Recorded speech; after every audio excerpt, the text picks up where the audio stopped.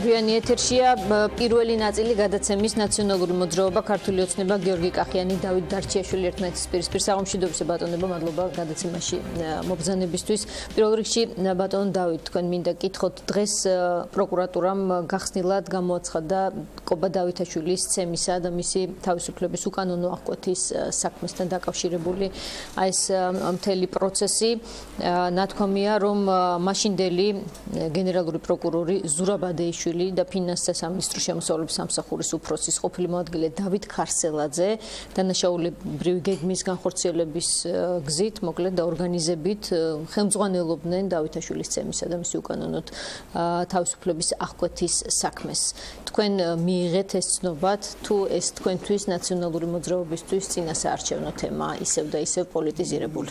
კი, რაღაცნაირად ჩემს პასუხს დაასწარით, არჩევნები ახლოვდება და ახალი ტალღა წამოვა დემონიზაციის. ახლა აპატიეთ, მაგრამ მეტი საქმე არ ქონდა ზურაბ ადეიშვილს, იუსტიციის მინისტრს, ან მანამდე გენერალურ პროკურორს, რომ დავითაშვილზე თავისთავად ამაზრზენი თავდასხმა დაეგებმა. რაღაცა ცოტა უნდა იცნობდნენ ადამიანებს, რომ ასეთ რამეს ასე დაკვეთით აბრალებდნენ ხელაღებით, იმიტომ რომ ვიღაცა მოწმე ამას მოწმობს. აქ დეტალურად არის აღწერილი როგორ მოხდა ეს პროცესი, ვინ ვის დაუკავშირდა. ძალიან ადვილია მოწმის პოვნა, რომელიც მოყვება მერე რასაც უნდა. თქვენ მოკლედ ამას არენდობით საერთოდ აბსოლუტურად არა და ამის ნამდვილად მაქვს საფუძველი, გამომდინარე უამრავი სხვა საქმეებიდან და გამომდინარე იქიდან, რომ რაღაც ასე ვთქვათ შეხება ზურაბ ადეიშვილთან მქონდა და ვერაფრით ვერ წარმომიდგენია, რომ აი ესეთ რაღაცა წვრილმან რაღაც კრიმინალურ ქმედებებს გეგმავდა ეს ადამიანი. ბატონო გიორგი, ნახეთ სკეპსისი. თავისთავად ობიექტური გამოძიების წინააღმდეგი არა ვარ, უბრალოდ ეს პროკურატურა ამით არ არის დაკავებული. თქვენ იურისტი ბრძანდებით, ბატონო გიორგი, არის თორე დამაჯერებელის ვერსია, რომელიც პროკურატურამ დადო. იცით რა არის, მე ვფიქრობ, რომ ისეთი პარლამენტის წევრების, როგორიც იყო ბატონი დავითი, გულისხმობ წინამორბედის პარლამენტში. პრობლემა სწორედ ეს არის, რომ დღესაც არ ჯერა ბატონ დავითს რომ ესეთი რაღაც ხდებოდა მათი ხელისუფლებაში ყოფნის დროს. მაშინაც ეს პრობლემა იყო როგორც ჩანს და მაშინაც ეს ვერ წარმოედგინა, როდესაც ჩვენ ამას ვამბობდით. დღესაც იგივეს ამბობს რომ როგორ არ ჯერა მოხდა, ვიღაცა დაესხა თავს კობა დავითაშვილს, მაგრამ ზურაბ ადეიშვილმა დააგეგმა ეს ოპერაცია, კარგით რა.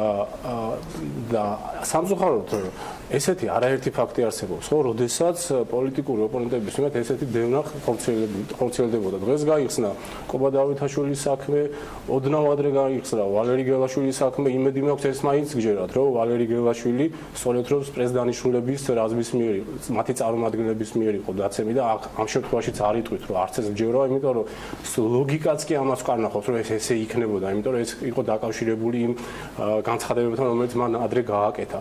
ზურაბ ადეიშვილის ცემის ფაქტი ესეთი ძალიან ბევრი შეიძლება ითქვა სამწუხაროდ, მაგრამ ეხლა ბატონ დავითს არ ჯერა ეს, მაგრამ დარწმუნებული ვარ საზოგადოებამ ეს ისედაც იცოდა, რომ აი ესეთი ფაქტების უკან დამკვეთები იყვნენ სწორედ ხელისუფლების მაღალ ჩინოსნები, ხოლოსაც წესდანიშნულების წარმომადგენელი იწაცებს ადამიანს და ამაზე რეაგირება არ ხდება, მარტივი მტკიცება, ელემენტარული მტკიცება იმისა, რომ ეს მართლა მაღალი თანამდებობის ჩინოვნიკების მხრიდან იყო, ასე ვთქვათ, დაკვეთილი, არის თუნდაც ის, რომ მათი ხელისუფლების დროს ამ საქმეების გამოძიება არ მოხდა. ეს ხო ძალიან მარტივად გამოსაძიებელი საქმეები იქნებოდა მათთვის.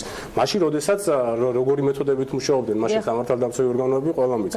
მაგრამ მაშინ ეს არ გამოდის. მინდა ვკითხო ბატონო დავით, იყო თუ არა ეს ხარვეზი და ამ წუთში თქვენ მოგიწიათ თუ არა ამ ყველაფრის ცნობად მიღება იმის გამო, რომ თქვენ დროს ვერ მოხერხდა ამ საქმის გამოძიება. ვკითხო ბატონ გიორგის, რომ ის რომ თავდასხმა მოხდა და კამერებმა გადაიღეს ეს ყველაფერი არეალი ვთქვათ ნუ გზარციკლაურზე რა ვქნა ახლა ვთქვა რომ პირდაპირ ივანიშვილმა გასცა ბრძანება თქო თუ რომელიმე მინისტრზე ვთქვა თუ ის ვიკითხო თქვენსავით რომ რატო არ მიდის გამოძიება რატო ვერაფერი ვერ გამოვლინდა თავისთავად ცუდი ფაქტები ფიზიკური თავდასხმისა ხდებოდა და ხდება არ იძიებენ ახლა თქვენ ამბობთ რომ აბსოლუტურად ობიექტური გახდა პროკურატურა არ იძიებს თუ კი ოპონენტებზეა თავდასხმა და იძიებს მოწმეებზე დაყრდნობით თუ კი შერჩევითად იძიებს თუ ბატონ დავით აქ მნიშვნელობა იმას აქვს შერჩევითად იძიებს თუ კიდევ რასაც იძიებს იქაც არასწორად აი გამოძიებამდე არასწორ შერჩევით გამოძიებიდან არასწორ გამოძიებამდე ერთი ნაბიჯია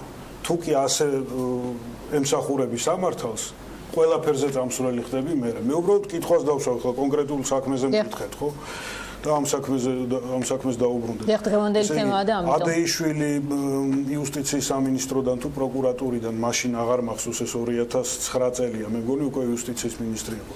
ესე იგი დავალებებს აძლევდა ფინანსთა სამინისტროს წარმომადგენელს. ზურაბ ადეიშვილისგან მიღებული დავალების შესაბამისად დავით ქარსელაძემ 7 ნოემბერს დილით საათებიდან შემოსავლების სამსახურის საგამოძიებო დეპარტამენტის სპეცდანიშნულების რაზმის წევრები ელიავას ბაზრობის მიმდებარე ტერიტორიაზე გადაანაწილა, სადაც მალევე აქციის ერთ-ერთი ორგანიზატორი კობა დავითაშვილი მხარდამჭერებთან ერთად ელექტროგენერატორის შესაძენად მივიდა, რომელიც აქციის ორგანიზებისთვის ჭატი საჭიროებდა და შემდეგ ქარსელაძემ კითხა დავით ადეიშვილს რა ვიყო დავითაშვილს და მე ეს ფაქტი დადგასემობს პროკურატურა. ნინო, ეს ყველაფერი არის დაგნობილი ვიღაც მოწმის მონათხრობზე, ხო?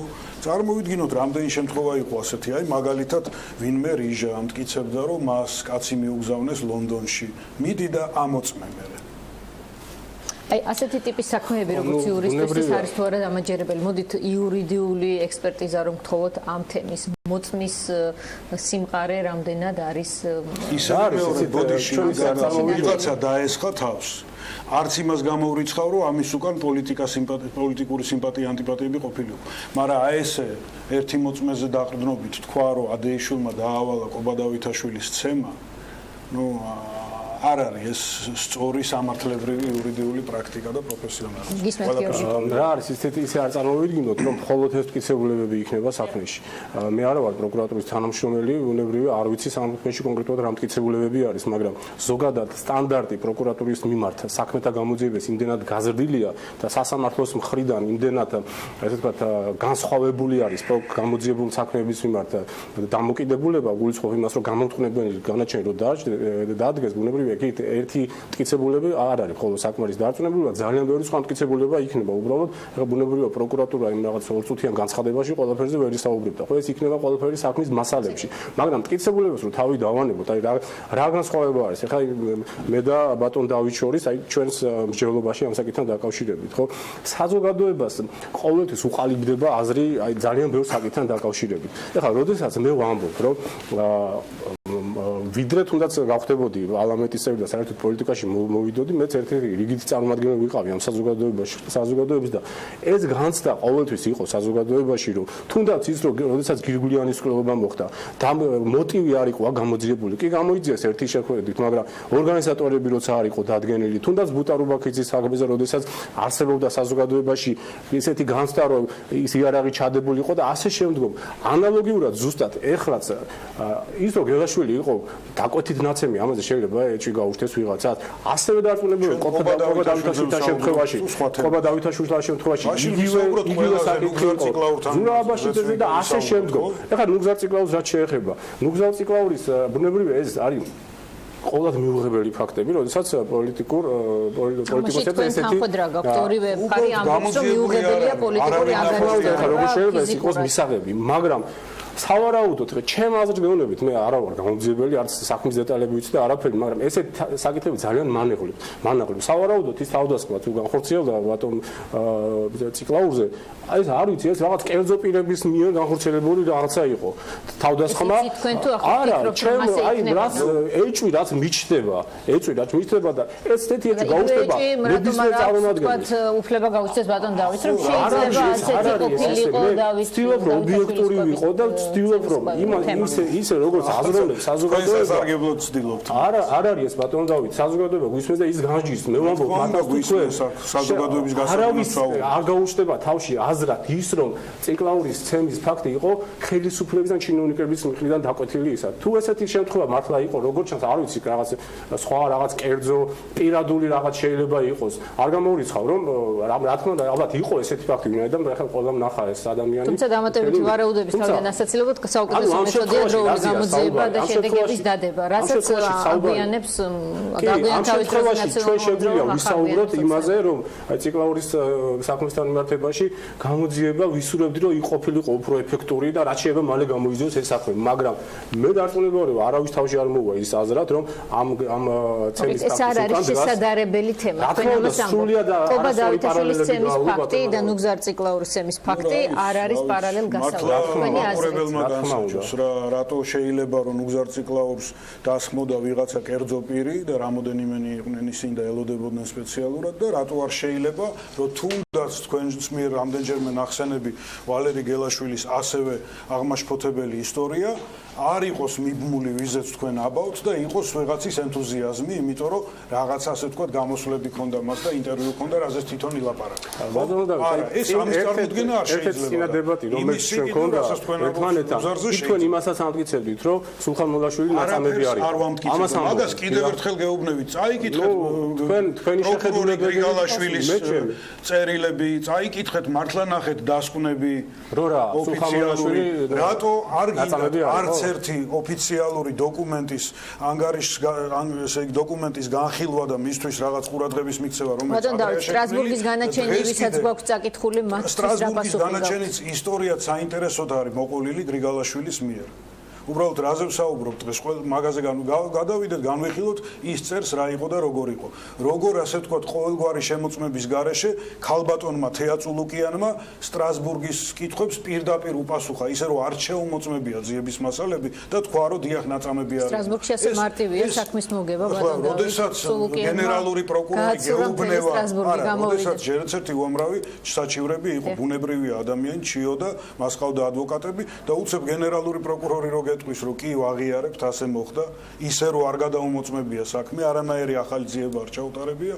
რასთან გვაქვს ესეგებია პოზიცია როგორი არის ესეგებია თქვენი აზრით ბრძანეთ გიორგი მე მომხრევა რომ აი შემდეგი ხელისუფლება იქნება ნამდვილად არ იქნებით თქვენ მაგაზეც ვისაუბრებთ ალბათ ვინც იქნება როგორც იქნება იძიონ და იძიონ ყველა საქმე გელაშვილის მოლაშვილის და იმედია ციკლაურისაც იძიონ და დაიდოს სიმართლე უნდა სანდო იყოს ყველანაირი საზოგადოების საქმეები დარწმუნებული რომ იქნება გამოდებული მე არა შოთაძე აკეთებს ამას გამოძიება ბუნებრივია პროკურატურის სახით მე ვერ ვისაუბრებ მაგრამ ტენდენცია ესეთია ბოლო წლების ტენდენცია განსაკუთრებით პროკურატურა არის ძალიან გააქტიურებული და ძალიან ბევრი საქმის გამოძიება ხდება მაგრამ განსხვავება კიდევ ერთ რაღაცაზე მინდა გავაკეთო აქცენტი აი როგორი პოზიცია აქვს ისიც ჩემ ოპონენტს რომ აი მაშინ რატომ არ არის რაღაც გამოძიებული.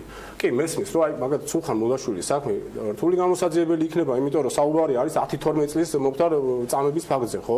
წარმოიდგინეთ რა პერიოდი არის იმის მერე გავლილი და თქვათ რომ პროკურატურამ რომ ვერ გამოიძიოს ეს საქმე, ეს ყველაზე ცუდ შემთხვევაში რას ნიშნავს? იცით, ეს ნიშნავს იმას, რომ პროკურატურამ უბრალოდ ვერ გამოიძია საქმე, მაგრამ ფაქტი, რომ წამების ფაქტი მოხდა, როგორ შეიძლება ამის უარყოფა ფაქტზე? რატო ლაპარაკობთ? იმიტომ რომ არის ორი ინფორმაცია, ორივე არის ინფორმაცია, ორივე არის ვერსია.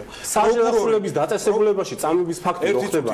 ძალიან ბევრი იმდროინდელი მოწმე შეიძლება მოძებნილი იქნას და თუ ობიექტური იქნება გამოძიება, ყველაფერს თავის სახელი დაერქვას. საპირწონე ვერსია რა არის ბატონო? როდესაც პროკურორი ამ საქმის ზედამხედველი ამბობს, რომ იქ წინასწარი დაკავების საკანში მასთან იყო მისი ძმა და კიდევ ერთი პოლიციელი მოუცილებლად საათების განმავლობაში იქ არაფერი არ მომხდარა და მეორე ვერსია რომელიც ვრცელდება მედიაში რომელიც ასე ვთქვათ იმითაა დაკავებული რომ როგორმე მარტო წარსულზე ილაპარაკოს სადაც აი სულ ლაპარაკია იმაზე რომ არა გინდა თუ არა აწამეს და თქვენ ამბობთ რომ ფაქტიაო თქვენ თუ არ შეგისწავლეთ როგორ საზოგადოებას ის ფოტოსურათები თქვენი სახელით და მეც ჩემი სახელით ვილაპარაკე ფოტოსურათები კარგად რა მე-19 საუკუნეში შეიძლება ფოტოსურათის ისე გაკეთების გარდა იქ адам უფლებათა დამცველები შედიოდნენ და გამოქონდათ ინფორმაცია და საუბარი იყო ამაზე საქმე მაგაშია რომ ყველა უფლება დამცველი ყველა პოლიტიკოსი ყველა პროკურორი რომელიც თქვენი მომხრეა თქვენთვის არის სანდო თქვენ თვლით რომ კობა დავითაშვილი დაკვეთით არის ყოფილა ნაცემი თქვენ თვლით რომ ვალერი გელაშვილი ასევე ძალიან ბევრი მაგალითი დამიგროვდა ყველაფერში ეჭვი შევიტანო დამიგროვდა რაფალიანცის ამბავი რომელიც პირდაპირ ხელაღებით დაგვაბრალეთ პირადად თქვენ არა მაგრამ თქვენმა გუნდმა ხომ გამახსენდება ლაგვილავას ამბავი იცით ლაგვილავას ისტორია რაფალიანცის ამბავის დაბრალებაზე ლაგვილავას ისტორია საუბრობთ იმიტომ რომ როგორ საუბრობ ორი ადამიანი ორივე თქვენი ბლოკიდან ამას იძახდა და ერთი ადამიანი იყო რომელმაც მაგრამ სრულიად განსხვავებული შემთხვევასთან გვაქვს თუ შეგვიძლია ამაზეც ვისაუბროთ ჩვენ ხა ყველა საქმეს ვერ გავიხსენებთ ბუნებრივია დეტალურად ეს ბლოკი უნდა დავასრულოთ გინდათ ობიექტური გამოძიება მოიკითხეთ ლაგვილავას საქმე ზუგდიდში პოლიციაში გარდაცვლილი ადამიანი რაფალიანცის საქმე ახსენა ძალიან მოკლედ ვიტყვი რაფალიანცის საქმეზე რეკლამის შემდეგ ბატონო გიორგი იმიტომ რომ აღარ დაგვრჩათ რომ უნდა გავიდეთ რეკლამაზე დავბრუნდებით და გვაქვს შესაძლებლობა გადაცემის გაგრძელების დროებით